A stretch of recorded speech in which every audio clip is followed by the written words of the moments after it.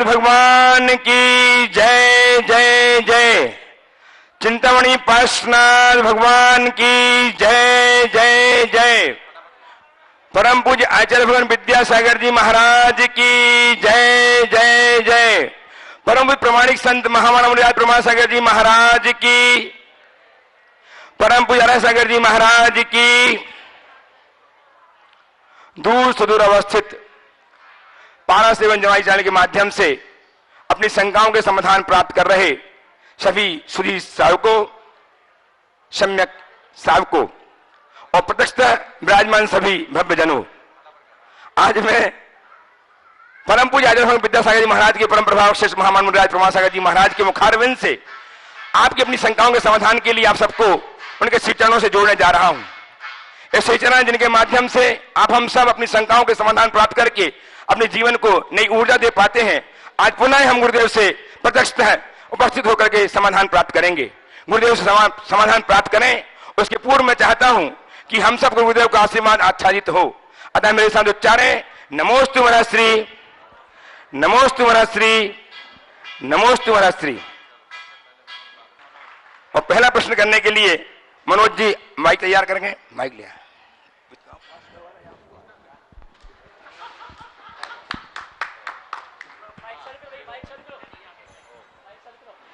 आइए, पूरा परिवार बुलाओ, आइए। देखिए आज अभी अभी मनोज जी ने एक भाव व्यक्त किया है और ठीक है आ जाएंगे जब तक। उन्होंने गुणायतन के शिरोमणि संरक्षक होने का भाव व्यक्त किया है, बहुत अच्छी बात है। इनका गुरुदेव के प्रति अनन्य अनुराग है और इंदौर में इन्होंने विभिन्न कार्यों में बहुत अच्छा योगदान दिया है और आज गुणायतन से जुड़कर इन्होंने जो कार्य किया बहुत प्रशंसनीय है। इसके लिए मेरा बहुत बहुत आशीर्वाद। पहला प्रश्न करें जब श्रीमान मनोज जी। हाँ मनोज जी, बाद में आप शुरू करो, थोड़ा आने दो, जब तक आए शुरू करो प्रश्न। श्रीमान मनोज जी जैन, मनोज जी जैन दिल्ली से उपस्थित हो अपने प्रश्न के साथ। श्रीमान मनोज जैन दिल्ली से, मनोज मुखर जैन दिल्ली से टेस्ट गुणायतन उपस्थित हो, अपना प्रश्न प्रस्तुत करें, समाधान प्राप्त करें। आयोजक संयोजक प्रमाणिक समूह दिल्ली श्रीमान मनोज जी मुखर्जी जैन टेस्ट गुणायतन दिल्ली प्रथम प्रश्न कर रहे हैं। तैयार रहेंगे श्री गौरव जी जैन सौरभ जी के साथ नवयुवक जैन सभा अध्यक्ष जबलपुर।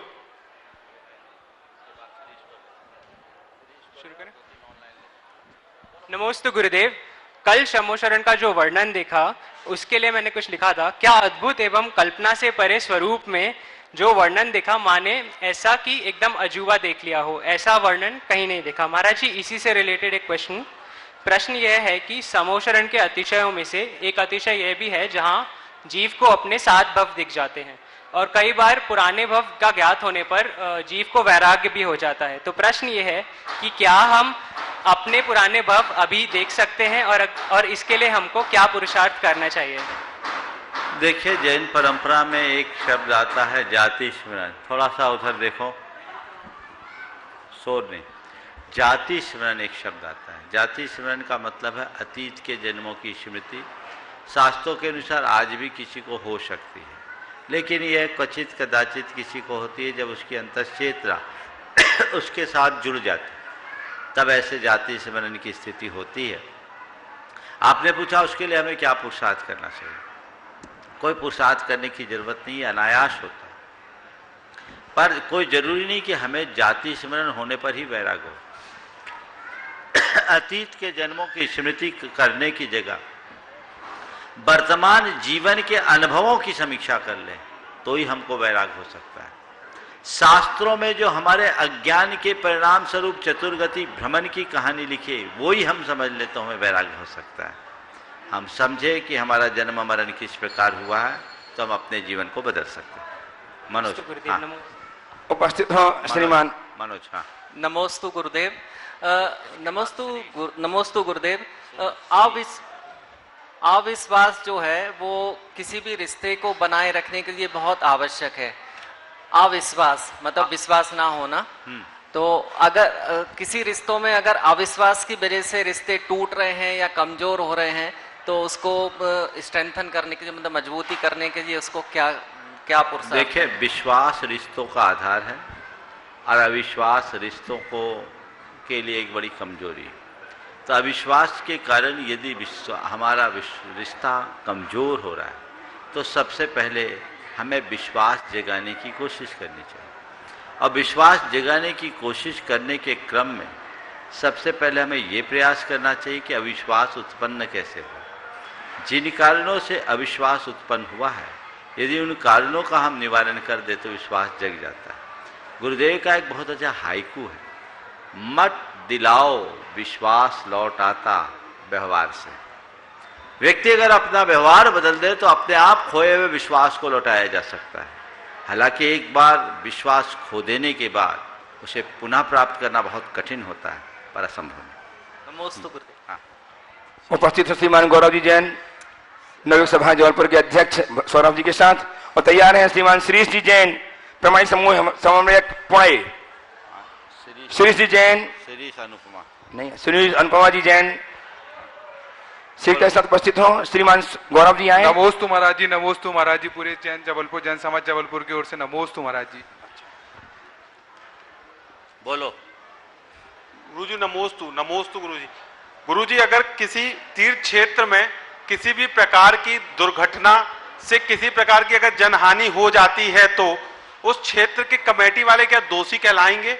और उस क्षेत्र के लोग अगर उस कमेटी के लोगों के ऊपर मारपीट करते हैं तो ये कहां तक उचित है? देखिए, कहीं भी कोई निर्माण्य कार्य होता है या और कुछ कार्य होता है तो सुरक्षा के मानकों का हमें पूरा ध्यान रखना चाहिए और सब काम सुरक्षात्मक तरीके से करना चाहिए। पूर्ण सुरक्षा के प्रावधानों को अपनाने के उपरांत भी यदि कहीं क्वचित कदाचित कोई दुर्घटना घट जाती है तो ये दुर्घटना है जो दुसंयोग है। इसे हम दोषी के रूप में नहीं देखते हैं, लेकिन सिस्टम की कमी को ये जरूर उजागर करता है। तो कमेटी के लोगों को ये सुनिश्चित करना चाहिए कि कहीं इस तरह की दुर्घटनाएं घटे ही नहीं। साथ ही यदि कहीं ऐसी घटनाएं घटती है तो हमें उसकी क्षतिपूर्ति करने का प्रयास करना चाहिए और लोगों का आक्रोश उत्पन्न न हो, इसे पहले सुनिश्चित करना चाहिए। ये बहुत जरूरी है। उपस्थित हैं श्रीमान श्रीश जी अनुपमा जी के साथ, प्रमुख समूह समन्वयक पुणे। जल्दी जल्दी। नमोस्तु महाराज श्री। ये प्रश्न प्रामाणिक समूह के एक सदस्य की दौरानी का है। उनकी माताजी का कोविड के कारण देहांत हो गया जनवरी में। अभी 8 महीने हो गए हैं, मगर फिर भी उनका मन बहुत ज़्यादा विचलित है। सारा समय वो कहती है उनकी याद आती रहती है, पूरे समय उनको रोना आता रहता है। उनकी माताजी कोरोना से बहुत घबराई हुई थी और उन्हें बड़ा बुरा लगता है कि वो ना उन्हें ठीक से देख पाई ना मिल पाई। उन्हें बहुत तकलीफ़ होती है, वो अपनी परिस्थिति को एक्सेप्ट करने को रेडी नहीं हो रही है। वो हमेशा सोचती हैं ऐसा क्यों हुआ कि उन्हें इतनी पेनफुल मृत्यु मिली। वो पूरी तरीके से टूट चुकी हैं। सोचती हैं मेरे पापा बहुत अकेले हो गए हैं। वो अमेरिका में रहती हैं और बोलती हैं मैं रहती तो यहाँ ज़रूर हूँ, मगर मेरा बिल्कुल मन नहीं लगता, मेरी सारी जीवन की खुशियाँ ख़त्म हो गई हैं। वो लास्ट की उनकी माताजी 10 दिन वेंटिलेटर पे थी और उन्हें यही लगता रहता था कि वो ठीक हो जाएंगी, मगर वो ठीक नहीं हो पाई। वो उनका प्रश्न ये है आपसे कि मैं कैसे इनसे बाहर निकलूँ? देखिए, ये संयोग है। इस महामारी में बहुतों के साथ ऐसा हुआ। जन्म मरण हमारे हाथ में नहीं। अब जो संयोग हो गया सो हो गया। हमारे पास इसे स्वीकार करने के अतिरिक्त और कोई चारा भी नहीं है। हम होते तो ऐसा नहीं होता। तो बहुत ऐसे लोग भी जिनके सब लोग खड़े रहे फिर भी चले गए। कोई किसी का करता नहीं है। आयु जिसकी पूरी हो गई उसकी कहानी पूरी हो जाती है, फिर उसका कुछ नहीं होता।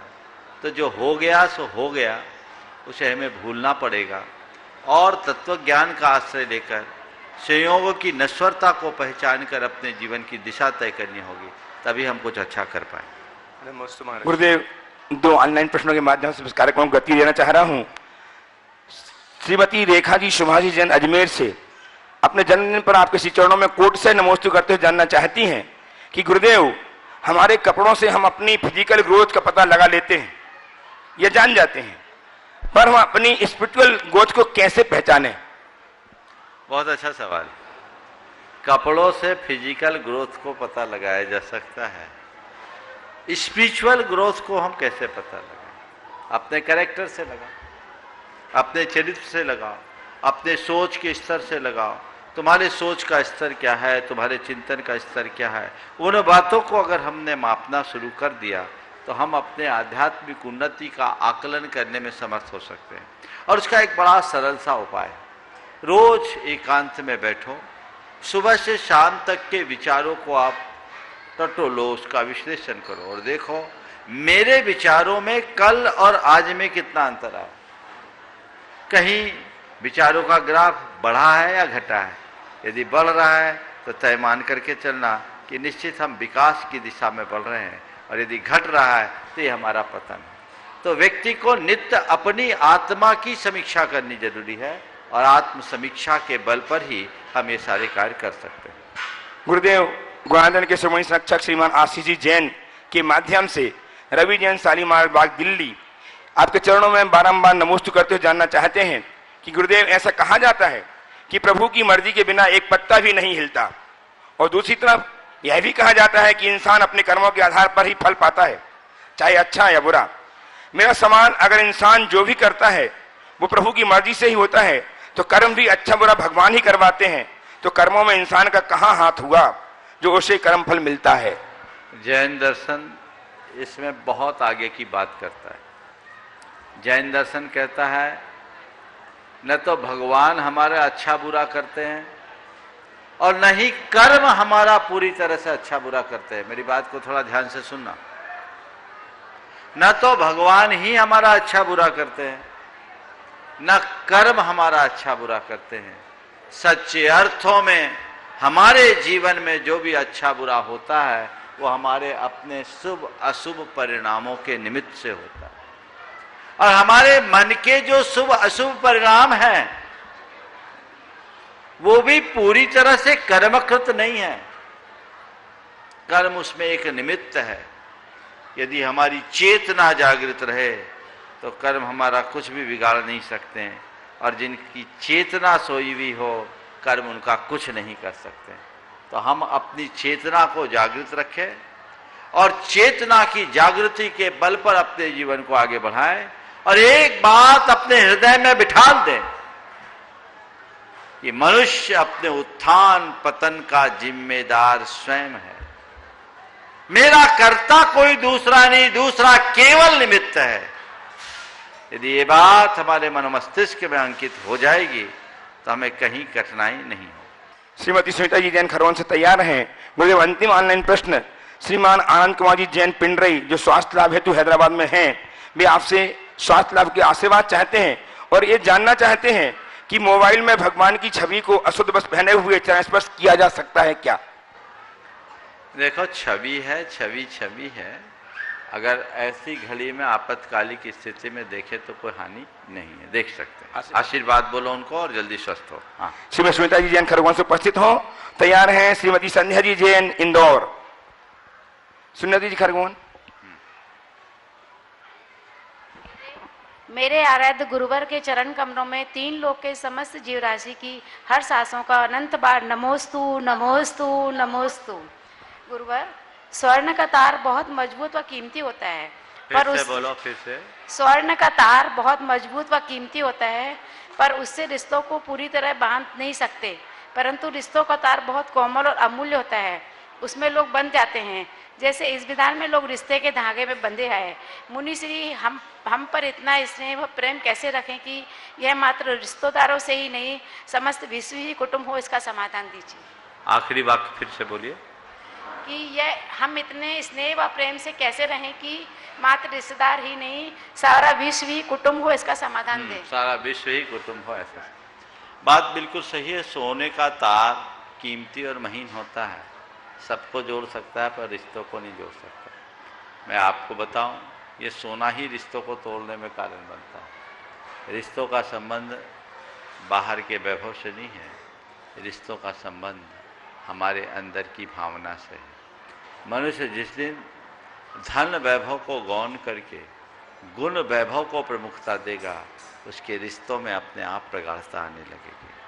हर व्यक्ति को चाहिए अपने रिश्तों को मधुर और मजबूत बनाने के लिए हर व्यक्ति की भावना का ध्यान रखें। हम व्यक्ति की भावना की कद्र करें और भावनात्मक जुड़ाव अगर एक दूसरे के साथ जुड़ा रहे तो कहीं कोई कठिनाई नहीं, पर हमारे भावनात्मक जुड़ाव में बाधा बनता है हमारे अंदर का अहम, और उस अहम की आड़ में प्रकट होता है छल, कपट, विश्वासघात, प्रपंच, जो हमारे सारे रिश्तों को तार तार कर देता है। यदि हमने प्रेम, आत्मीयता का पाठ पढ़ लिया तो अपने जीवन की दिशा को बदलकर बहुत कुछ बेहतर कर सकते हैं। श्रीमती संध्या जी जैन इंदौर से, और तैयार हैं इंदौर से ही विजय जी चौधरी। नमोस्तु महाराज जी, नमोस्तु नमोस्तु। मैं विजय चौधरी पथरिया जिला दमोह का निवासी हूँ, वर्तमान में इंदौर में रहता हूँ। इंदौर में पर्यूषण पर्व के दौरान ऐसा देखा गया है कि ये जो झांकियाँ बनती हैं धूप दशमी के लिए, उसमें क्या है कि रात्रि में ये लोग सब फरारू, जो बुंदेलखंड में बोलते हैं, स्वल्पाहार लेते हैं। तो ये सब पर्यूषण पर्व के दौरान ऐसा करना उचित है कि नहीं? यदि अनुचित है तो कृपया मार्गदर्शन। अरे भाई, रात्रि में फरारू तो पर्यूषण क्या कभी भी उचित नहीं, करना ही नहीं चाहिए। लोग तो यहाँ भी नहीं छोड़ते। मुझे मालूम पड़ा तो मैंने तो यहाँ, जिस दिन मुझे मालूम पड़ा तो मैंने यहाँ की कैंटीन को बोला, भैया जैन कैंटीन तो सूर्यास्त में बंद हो जाना चाहिए। लोग परेशान हो रहे कि रात में चाय भी नहीं मिलती। जरूरत क्या है, चाह छोड़ो, तीर्थ क्षेत्र पर आए हो, थोड़ा संयम तो रखना चाहिए। इस तरह की चीज़ों को प्रस्तुत करना हमारी कला की अभिव्यक्ति का कारण है और उससे हमारी सांस्कृतिक चेतना भी जगती है, अच्छी चीज़ है। लेकिन ये जो फलाहार वगैरह है, नहीं होना चाहिए। जिस संस्कृति को हम दिखाना चाहते हैं, यदि वही हमारे जीवन में नहीं आए तो बड़ी विकृति हो। नमोस्तु महाराज। उपस्थित हो नीलम जी डिंडोरी से भारती जी सराख खुरई के साथ, और तैयार हैं श्रीमती सपना जी श्रीमान कुंभराज से। सीखता करें। बोलिए। गुरुजी के चरणों में मेरा, मेरे परिवार का, मेरी बहनों का नमोस्तु नमोस्तु नमोस्तु। गुरुवर, मेरा प्रश्न है कि शांति विधान में 4 बलई क्यों होती हैं? 3, 5 ऐसी क्यों नहीं होती? और शांति विधान हम क्यों करते हैं? सभी आजकल कुछ भी कष्ट कुछ हुआ, उन्होंने कहा हमें शांति विधान करना है, तो क्या यही उद्देश्य है या कुछ और? देखो, शांति हमें चाहिए। काय काय के कष्ट हैं, जितने प्रकार के कष्ट हैं उतने प्रकार की शांति चाहिए। तो 4 प्रकार के कष्ट हैं, शारीरिक, मानसिक, भौतिक और आधि भौतिक, है ना? ये 4 प्रकार के कष्ट हैं। तो 4 प्रकार के कष्टों के निवारण के लिए 4 वलय की पूजा, ठीक। और फिर भगवान की आराधना अनंत चतुष्टय के साथ है। तो शांति हम द्रव्य से, क्षेत्र से, काल से और भाव से चाहते हैं तो पूरी तरह शांति हो जाए।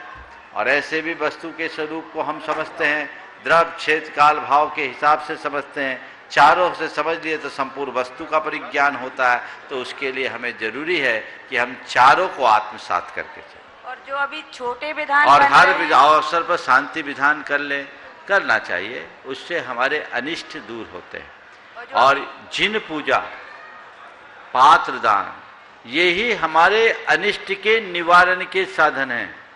एक विशेष बात आप सबसे कहता हूं, भरत चक्रवर्ती को जब 16 अशुभ सपने आए, उसका मन उद्विग्न हो गया। आदि पुराण के अनुसार उस समय भरत चक्रवर्ती ने अनेक उपक्रम किए और उसमें इनकी शांति के लिए जिन अभिषेक, पूजन और पात्र दान किया, यानी भरत चक्रवर्ती ने भी शांति धारा करके शांति विधान किया। शांति विधान है क्या? लोक शांति की भावना से किया गया जिन आराधन शांति विधान है। समझ गए? चलिए। जो अभी छोटे विधान निकले हैं सब, तो वो उचित है करना कि बड़े ही विधान करना चाहिए? जो आपके बस की वो कर लो, विधान करो। सपना जी, गुरुवर, सपना जी श्रीमान कुमरा से उपस्थित हों। तैयार रहें श्रीमान अजीत जी शशि जी तोतुका, ट्रस्टी गुआयतन जयपुर। नमोस्तु नमोस्तु नमोस्तु। महाराज जी सभी कुमराज वासियों, कुमराज जैन समाज की ओर से आपको नमोस्तु। महाराज जी महाराज जी इस कार्यक्रम के माध्यम से मैं एक संदेश देना चाहती हूँ कि यहाँ पर जब मैं यात्रा करने आई तो मैंने देखा कि मोटरसाइकिल से अकेली महिलाएं बैठती है। तो मेरी पूरी जैन समाज और जो भी सुन रहे हैं देख रहे हैं उनसे विनती है, अकेले किसी महिला को न बिठाएं। अगर बहुत जरूरत है तो मोटरसाइकिल पे बिठाना अनिवार्य है तो आप अपने किसी भाई, बेटे या पति के साथ में बैठे। मेरी बहुत ज्यादा रिक्वेस्ट है, क्योंकि आने वाली दुर्घटनाओं से बचने के लिए हमें अभी सावधानी रखना बहुत जरूरी है। साथ में जो डोली वाले हैं वो अपनी मनमानी करते हैं, तो आपके पास मोबाइल है, आप रिकॉर्डिंग कर ले जब उनसे सौदा करें, क्योंकि वो कहते कुछ है और करते कुछ है। महाराज जी मेरा प्रश्न है कि व्यक्ति विशेष की लड़ाई में परिवार जब साथ देता है तो समाज में विघटन होता है। मतलब व्यक्ति विशेष की लड़ाई में परिवार के एकता के नाम पर परिवार का साथ देना समाज का विघटन होता है। तो क्या ये लड़ाई, क्या ये एकता सही है, पारिवारिक एकता? देखिए, सबसे पहली बात तो आपने जो बात कही शिखर जी में मोटरसाइकिल से जाने की, आप जाते क्यों? आप शिखर जी की वंदना में इतनी सुविधा क्यों खोजते हो? शिखर जी की असली वंदना का मजा तो तब है जब आप अपने पांवों के बल पर जाए, ये शॉर्टकट ना अपना। वो आनंद ही खत्म हो गया। सब आए, 1 घंटे में चढ़ गए, 2 घंटे में भगवान के दर्शन किए, 3 घंटे में नीचे। मजा क्या है?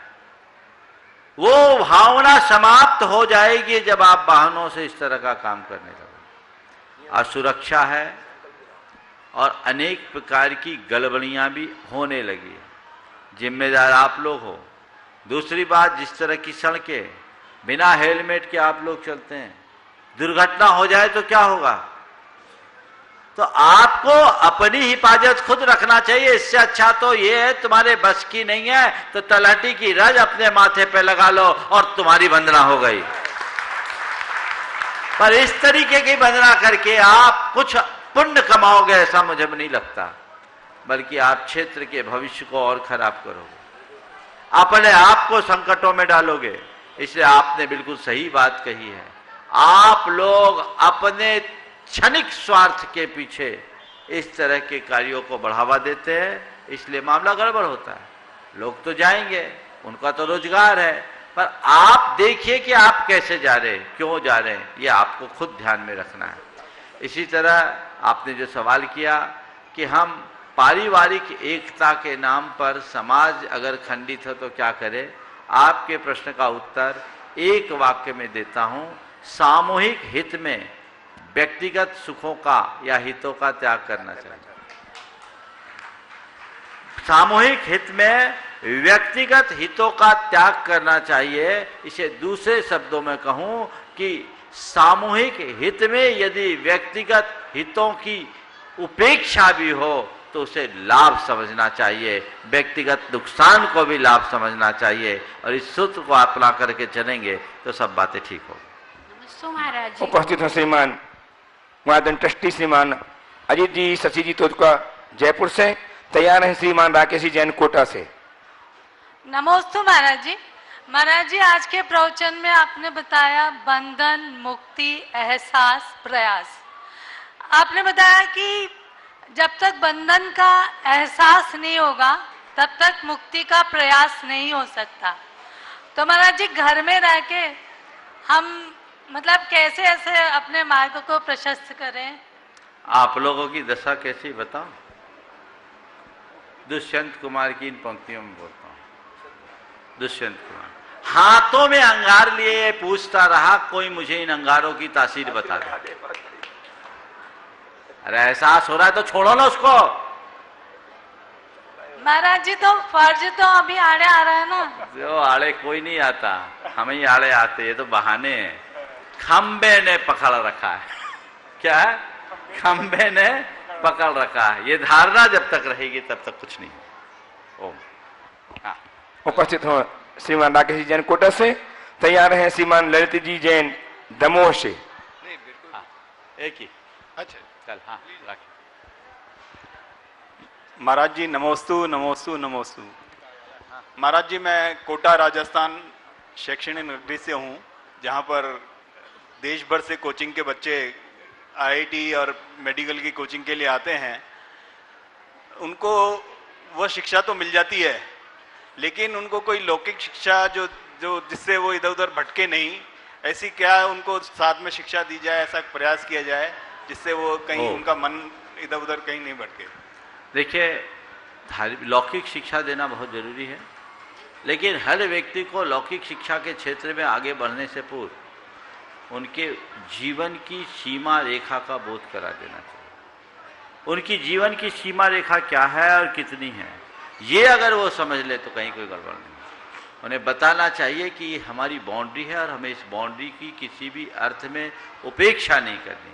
यदि ऐसा कर लिए तो सारे कार्य व्यवस्थित हो सकते हैं और हम अपने जीवन के क्रम को बढ़ा सकते हैं। उपस्थित हो श्रीमान ललित जी जैन दमोह से और तैयार हैं परम श्रद्धेय राकेश भैया जी मंच जो आसीन हैं, डी राकेश भैया, इनको कहा डॉक्टर राकेश भैया तैयार रहेंगे। हाँ बोलो। महाराज श्री के चरणों में बारंबार नमोस्तु नमोस्तु नमोस्तु। महाराज श्री मेरा प्रश्न ये है कि 5 पाप जो हैं उनको करने में बराबर का पाप है, जैसे सप्त व्यसन है तो सप्त व्यसन में जैसे कोई पांडवों ने जैसे अधिकतम सीमा तक जुआ खेला तो उसमें पाप वही है, चाहे या कोई व्यक्ति शिकार खेलता अधिकतम सीमा तक या परिग्रह रख रहा तो उनमें सब में क्या बराबर का पाप है कि अलग अलग उनका परिणाम?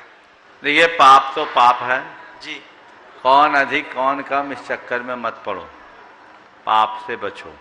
अगर अभी मैं कह दूं कि शिकार में ज्यादा पाप है, जुआ में कम, तो तुम कहोगे ठीक है महाराज ने कह दिया जुआ खेल ले, क्या फर्क पड़ता है ना। एक बार ऐसा हुआ, एक दिन प्रवचन में कहा कि भैया जुआ में आज जीत कल हार है, जुआ में आज जीत कल हार है। तो उसने कहा ठीक बता दिया महाराज, कल से एक दिन छोड़ के खेलेंगे।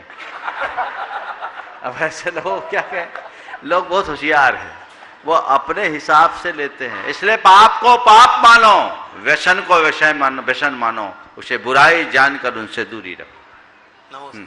उपस्थित हो जैन धर्म की चलती फिरती डिक्शनरी के रूप में विराजमान भैया राकेश जी जैन सागर से और तैयार रहेंगे परम श्रद्धेय भैया अभय जी अपनी बात रखने के लिए। मुनिश्री के चरणों में नमन करता हूँ। मुनिश्री, मेरी जिज्ञासा ये है कि भगवान का गर्भ कल्याणक होता है तो एकांत में होता है, भगवान का जन्म कल्याणक होता है तो एकांत में होता है, मुनिश्री केस लॉन्च करते हैं तो एकांत में करते हैं, फिर जब भगवान का निहवन होता है तो सामूहिक क्यों होता है? वो भी एकांतिक क्रिया है, एकांत में होने लायक क्रिया है, उसको सामूहिक रूप में और प्रदर्शन के रूप में क्यों किया जाता है?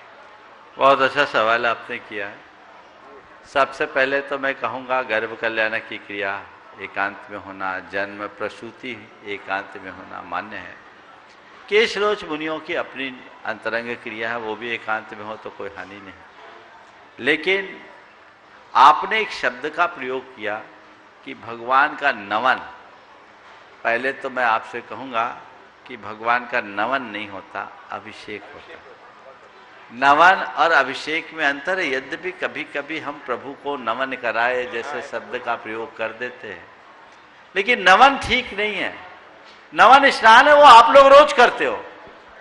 स्नान तन के मैल को साफ करने के लिए किया जाता है जो एकांत में होता है, और प्रभु का अभिषेक मन के मैल धोने के लिए किया जाता है जो सार्वजनिक होता है। हम मन के मैल को साफ करने के लिए प्रभु का नमन करते हैं, नमन ने अभिषेक करते हैं। हाँ, वो आपका असर आ गया। प्रभु का अभिषेक करते हैं। स्नान में स्वयं के मैल को दूर करना है, अभिषेक में स्वयं का मैल कहाँ, प्रभु का मैल कहाँ? प्रभु तो परम पावन पवित्र हैं। आप लोग क्या बोलते हैं? कर्म प्रबंध निग्रहहीन ताप्तम ज्ञात्वा भक्ति वस्त परमादि देवा ताम स्वीय कलमस गणोन्मथनाय देवा। शुद्धोदकैरभिनयामि महाभिषेकम। तो हम अपने अंदर की मलिनता को दूर करने के लिए जा रहे हैं। तो जब हम अभिषेक करते हैं या देखते हैं तो अभिषेक महोत्सव बनता है, और वो महोत्सव करने वाले और देखने वाले सबके कर्म मल के प्रक्षालन में निमित्त होता है। तो जो कर्म मल के प्रक्षालन का निमित्त है उसमें अधिक से अधिक लोग सहभागी हो, इसमें क्या आश्चर्य, होना ही चाहिए। इसलिए अभिषेक एकांत में नहीं, महोत्सव पूर्वक होना चाहिए। और आपको बताओ, जन्माभिषेक भगवान का सार्वजनिक होता है, कितना बड़ा कल्याणक। अगर देखो भगवान के 5 कल्याणकों में सबसे ज्यादा तामझाम कहीं हो तो जन्माभिषेक में 1,00,000 योजन का ऐरावत। जन्माभिषेक की घड़ी में सबसे ज्यादा तामझाम, ठीक।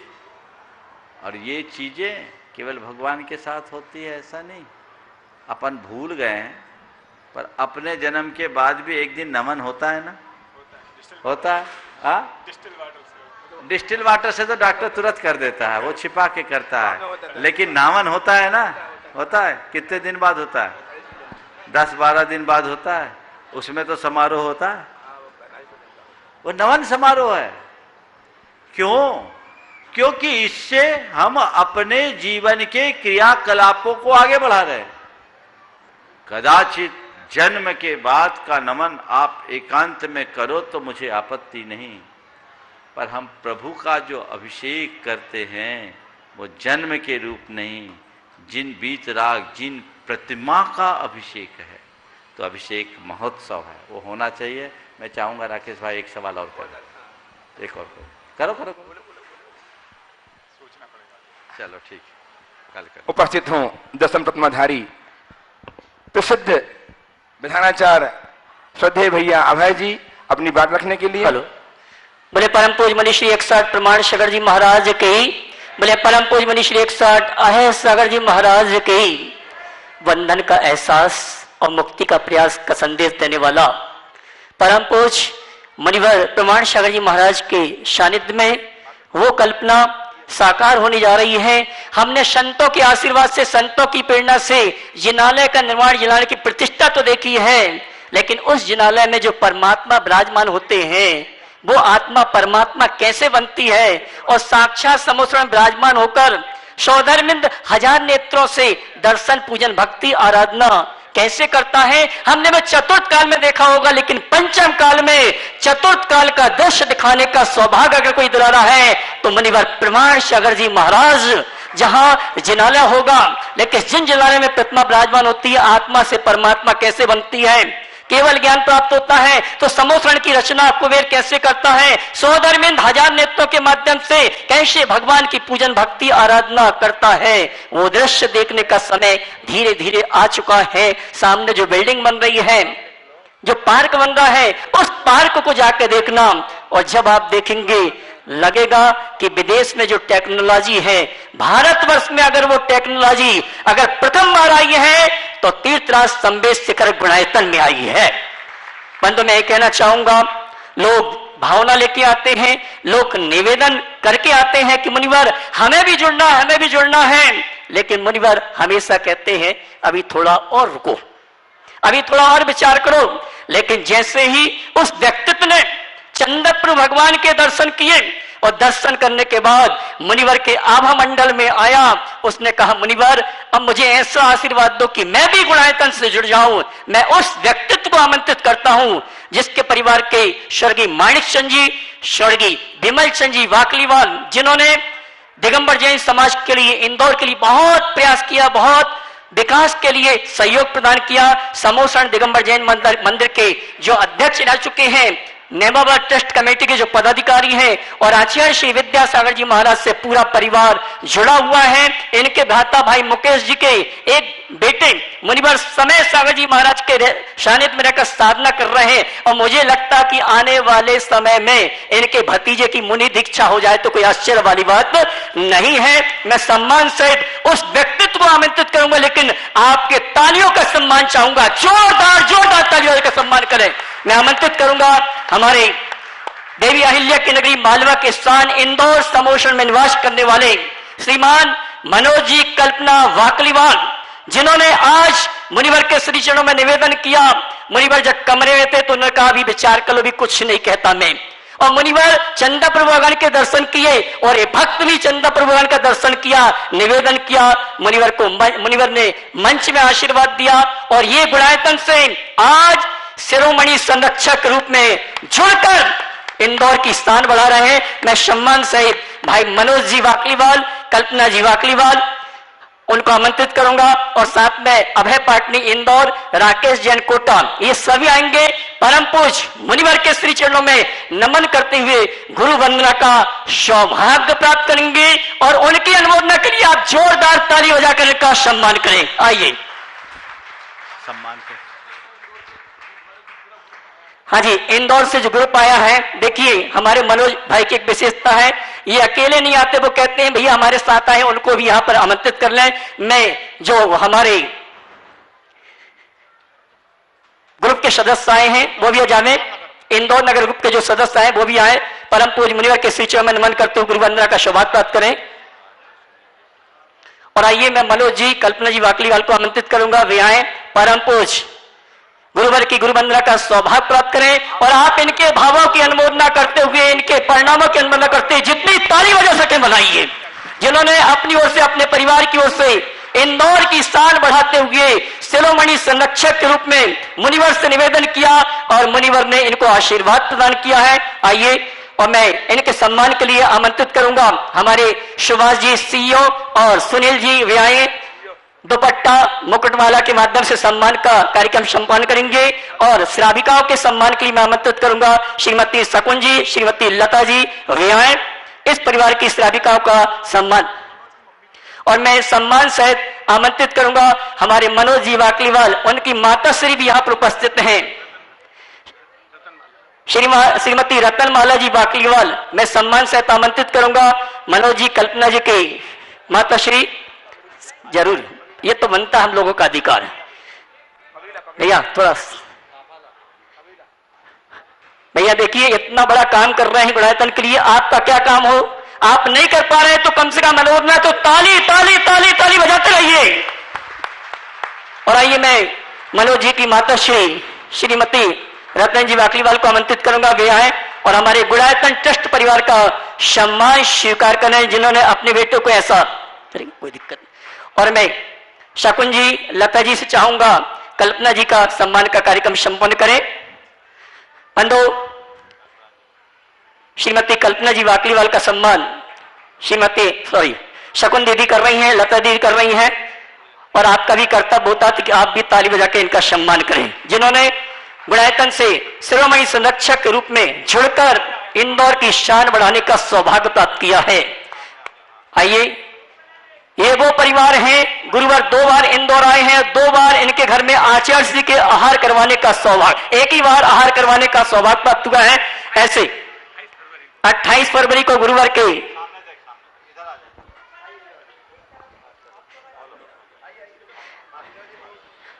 और आइए सम्मान के बाद मैं हमारे अभी इंदौर के नहीं है, गुणायतन के शिरोमणि संरक्षक भाई मनोज जी कल्पना जी वाकलीवाल से चाहूंगा संघ का समाधान के कार्यक्रम को गति प्रदान करते हुए शंका के माध्यम से आज इस कार्यक्रम को गति प्रदान करेंगे। उसके पूर्व मैं ये कहना चाहूंगा, आइए मनोज जी वाकलीवाल यहीं से पूछो। कल्पना जी बजाएं। परम पूज्य आचार्य 108 विद्यासागर जी मामुनि राज की जय। परम पूज्य 108 प्रमाण सागर जी महाराज की जय। परम पूज्य 108 मेरे सागर जी महाराज की जय। नमोस्तु महाराज, नमोस्तु नमोस्तु नमोस्तु। महाराज जी, मेरा प्रश्न एक ऐसा सरल वाला प्रश्न है कि कई बार आपके पास आ चुका होगा, लेकिन मुझे उसकी मतलब शांति चाहिए उस प्रश्न की कि जब थोड़ा बहुत हम लोग थोड़ा बहुत अर्थ कमा लेते हैं और अर्थ कमाने के बाद नाम कमाने की चाह रहती है और नाम कमाने की चाह में हम जगह जगह फिर बोलियां ले लेते हैं और कई जगह ऐसा होता है कि हम जैसे मंदिर में पहुंचते करते हैं तो हमारे नाम की बोली भी लग जाती है जो कि हमको मालूम ही नहीं रहती है। इसके बाद कई जगह ऐसा प्रश्न आता है कि भाई ये लोग बोलियां तो ले लेते हैं और पैसे देते ही नहीं है और वो बाजी बात है कि जब हमको मालूम नहीं रहता तो उस चक्कर में हमारा पैसा भी नहीं पहुंच पाता है। और कई जगह महाराज जी हम बड़ी बड़ी बोलियां ले लेते हैं और यदि समय पे नहीं चुकाते हुए समय पे जैसे बोली कायदा तो यही है कि इधर बोली ली उधर पैसा चुकाना चाहिए, लेकिन समय पे यदि बोली नहीं चुकाते हुए यदि बीच में हमारी मृत्यु हो जाए और उसका पैसा यदि हमारा पुत्र होनहार है वो हमारा पैसा चुका दे मान लो तो उसका जो पुण्य है वो किसके खाते में जाएगा? बहुत अच्छा। देखिए सबसे पहली बात तो समाज में दानशील लोग कुछ ही होते हैं और जो दानशील होते हैं उनकी विरुद्ध कुछ ऐसी बन जाती है कि जहाँ जाते हैं लोग अधिकारवश उसका नाम अपने आप बोल देते हैं।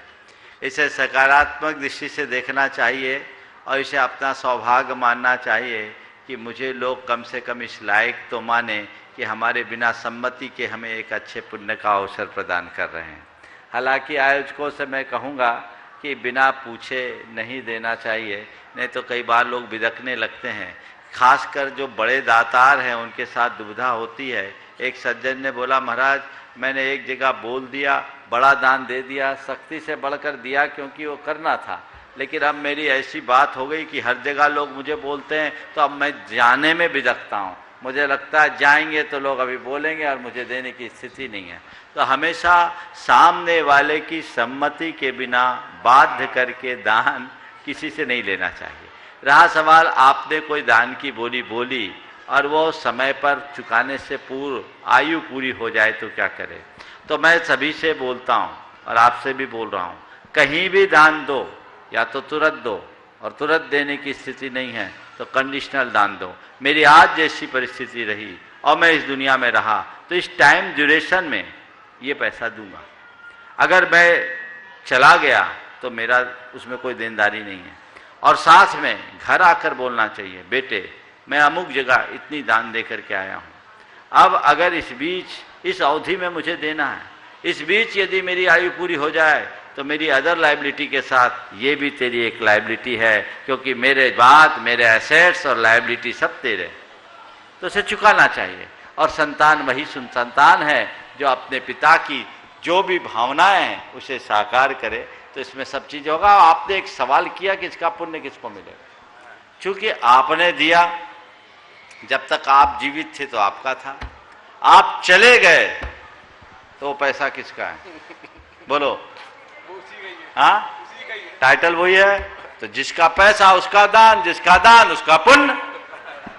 इसलिए एक फार्मूला देता हूं, अपने सामने तिया पांचा करके जाओ, पीछे वालों के भरोसे काहे रहते हो? जो लगाना है लगा दो, वो उसके खाते जाएगा, समझ गए?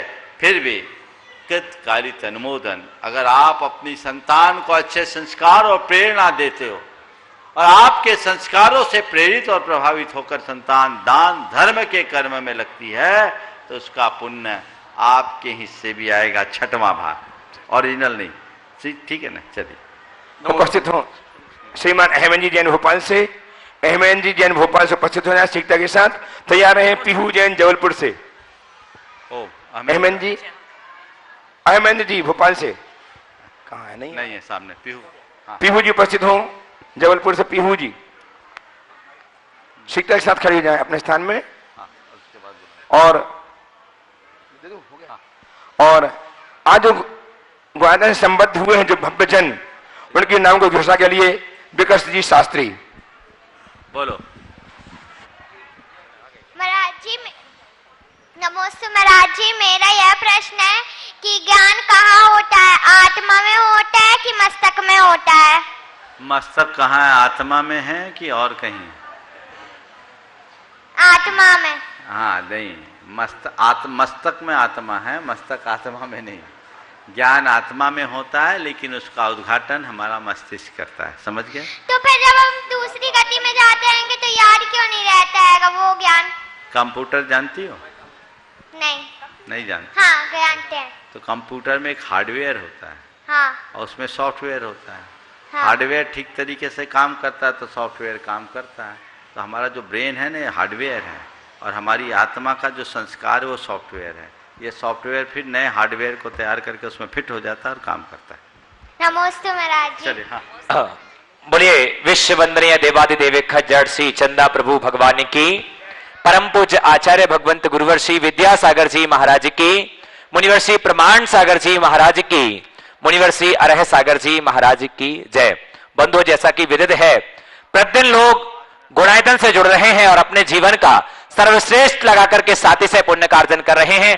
आइए हम पुनः आपको इसी कड़ी से जोड़ते हैं। जिन श्रावक शिष्यों ने आज गुणायतन से जुड़कर के अपने जीवन को धन्य किया है, ऐसे श्रावक शिष्य की मान वंदना के लिए मैं आमंत्रित करूंगा। आज हमारे बीच में निर्माण मित्र के रूप में जुड़े हैं श्री अमित कुमार चौधरी, आदित्य उदित चौधरी, दमोह से सपरिवार हमारे बीच उपस्थित। आइए निवेदन करूंगा गुरुदेव के चरणों में नमन वंदन करें और ऐसे श्रावक शिष्य का सम्मान करने के लिए बुलाना चाहूंगा श्री सुभाष जी जैन सीईओ गुणायतन और सुनील जी जैन सीएफओ गुणायतन आए और शीघ्रता से ये सम्मान की घड़ी को विराम देंगे। साथ ही निर्माण मित्र में जो जुड़े हैं अशोक कुमार विद्यार्थी, स्वर्गीय चंद्रकांता विद्यार्थी जबलपुर से, दक्षिण कन्नड़ से मूलीवेट जीवनधर सपरिवार, सीकर से निर्माण निधि से निर्माण मित्र श्रीमती शोभा देवी जैन, धर्मपत्नी श्री कमल कुमार जैन, संजय कुमार सेठी, सीकर सपरिवार।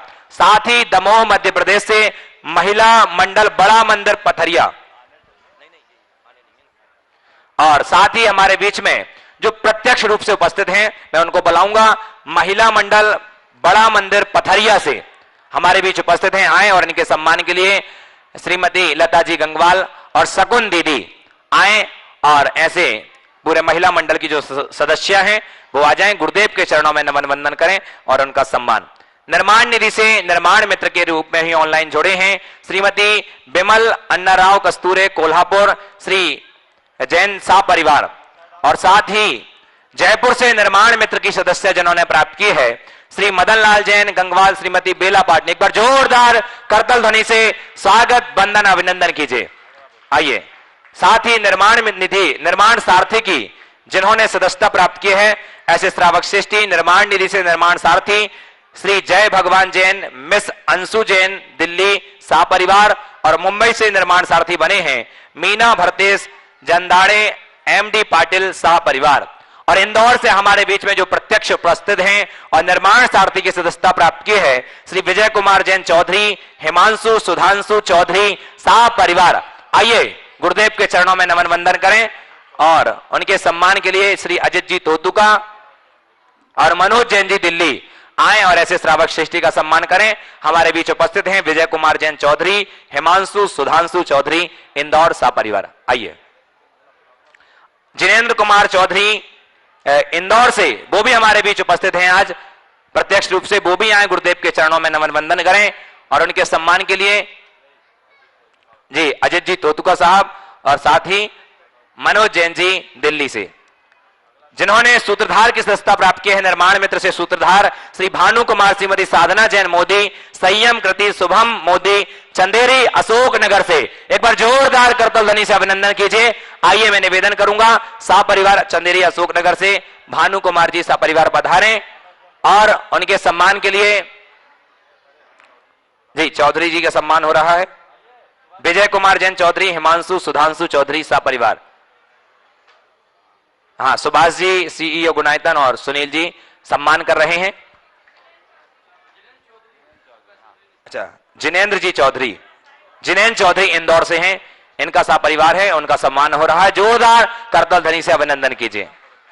निर्माण मित्र से सूत्रधार श्री भानु कुमार, श्रीमती साधना जैन मोदी, संयम कृति शुभम मोदी, चंदेरी अशोक नगर से यदि हमारे बीच उपस्थित हैं तो शीघ्रता से आए, गुरुदेव के चरणों में नमन वंदन करें और सम्मान प्राप्त करें।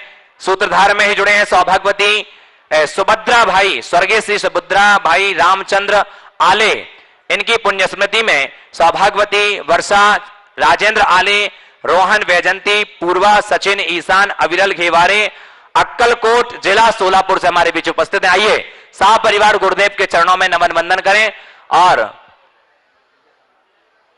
और इनके सम्मान के लिए मैं बुलाना चाहूंगा डीके जैन जी साहब और सुभाष जी जैन सीईओ गुणायतन आए और ऐसे श्रावक श्रेष्ठी का सम्मान करें। साथ ही मैं उन नामों की उद्घोषणा कर रहा हूं जिन्होंने निर्माण निधि की सदस्यता प्राप्त की है। ऐसे श्रावक श्रेष्ठी महावीर प्रसाद सरला छाबड़ा इंदौर से, सुदर्शन गांधी वारसी और रमेश चंद अंकित जैन एटा, इन्होंने 21,000 रुपए की राशि से सदस्यता प्राप्त की। वह जोरदार करतल ध्वनि से अभिनंदन कीजिए। साथ ही स्वर्ण दान में जिन्होंने सहयोग प्रदान किया है, श्रीमती आशा जैन 6.75 ग्राम स्वर्ण दान दिया। अहमदाबाद गुजरात से श्रीमती दीपिका बेन दिलीप भाई जैन, इन्होंने भी 20.35 ग्राम सोना दिया है। और जबेरा दमोह से स्वर्गीय कांतिबाई स्वर्गीय हुकुमचंद जैन की पुण्य स्मृति में श्री अरविंद कुमार आनंद, अरुण, नीरज, अनीता, साधना, सुलेखा करापुर वालों ने 6.22 ग्राम इन्होंने भी स्वर्ण दान देकर के साथी से पुण्य कार्जन के एक बार जोरदार करतल ध्वनि से और आइए अब आगे की इस संचालन के लिए डॉक्टर इंद्रजीत जैन वो आए और अपना प्रश्न डॉक्टर इंद्रजीत जैन डीकम को ऐसे हमारे बीच में शीघ्र से आए और प्रश्न प्रस्तुत करके समाधान प्राप्त करें। तैयार हैं, आ जाएंगे, टाइम है कौन भैया जी। और उसके बाद